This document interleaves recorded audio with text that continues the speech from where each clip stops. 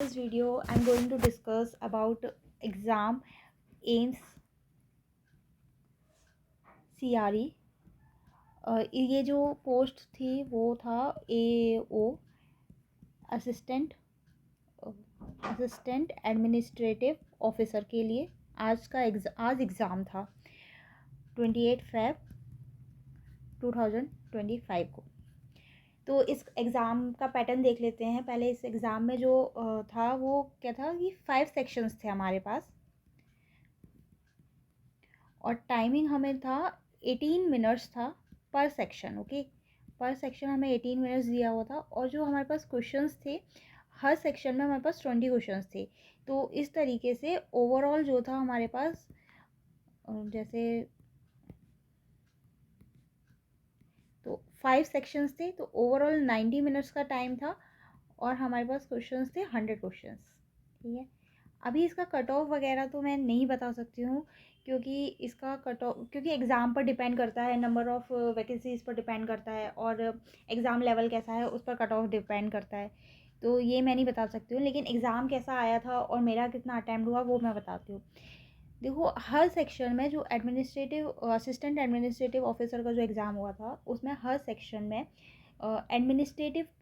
Administration का जो syllabus होता है, मैंने अपने चैनल पर पहले भी सिलेबस डाला हुआ है, उसी चैनल से क्वेश्चंस आए थे। ठीक है, मतलब उसी सिलेबस से क्वेश्चंस आए थे। एडमिनिस्ट्रेशन का जो सिलेबस होता है उसमें, तो उसमें भी जो मैं ज़्यादा बोलूँ तो क्या क्या CCA जो रूल्स होते हैं उससे ज़्यादा क्वेश्चंस आए हुए थे। और अगर मैं थोड़े क्वेश्चंस का जो लेवल था वो काफ़ी इजी था। सभी क्वेश्चंस इजी नहीं थे, पर ये इजियर साइड में था। ठीक है, उसमें अब जो है क्योंकि ईज़ियर था तो आपका कट ऑफ बहुत हाई जाएगा, और जो थोड़ा हमें पता है कि थोड़े बहुत जो क्वेश्चंस होते हैं जो थोड़े टफ लेवल के होते हैं, जो एडमिनिस्ट्रेशन वाले लोगों को शायद ज़्यादा अच्छे से आता होगा, जो पहले से इसमें है फील्ड में, तो वो अच्छा कर सकते हैं, मतलब उसकी वजह से। और थोड़ा जनरल क्वेश्चंस भी थे। जनरल क्वेश्चंस मतलब जो लास्ट सेक्शन था उसमें जनरल क्वेश्चंस ज़्यादा थे। अब क्वेश्चंस बताती हूँ किस तरीके की था। लाइक जनरल में इजी जो क्वेश्चंस थे वो थे, हमसे पूछा था फर्स्ट प्रेसिडेंट कौन है। ये तो मुझे लगता है द इजीएस्ट क्वेश्चन उन्होंने पूछ लिया था। उसके बाद एक क्वेश्चन आया था कि लॉन्गेस्ट रिवर कौन सी है इंडिया की। ठीक है, फिर आया था कि आपका जो क्या कहते हैं लेक पर आया था क्वेश्चन, जो फ्रेश वाटर लेक पूछा था। ठीक है, फ्रेश वाटर लेक कौन सी है। और जो क्वेश्चन था उसमें सत्यमेव जयते जो है वो किस उपनिषद से लिया गया है, ये था। गिल्टेज सिक्योरिटी क्या होता है इसके बारे में था, गिल्टेज सिक्योरिटी।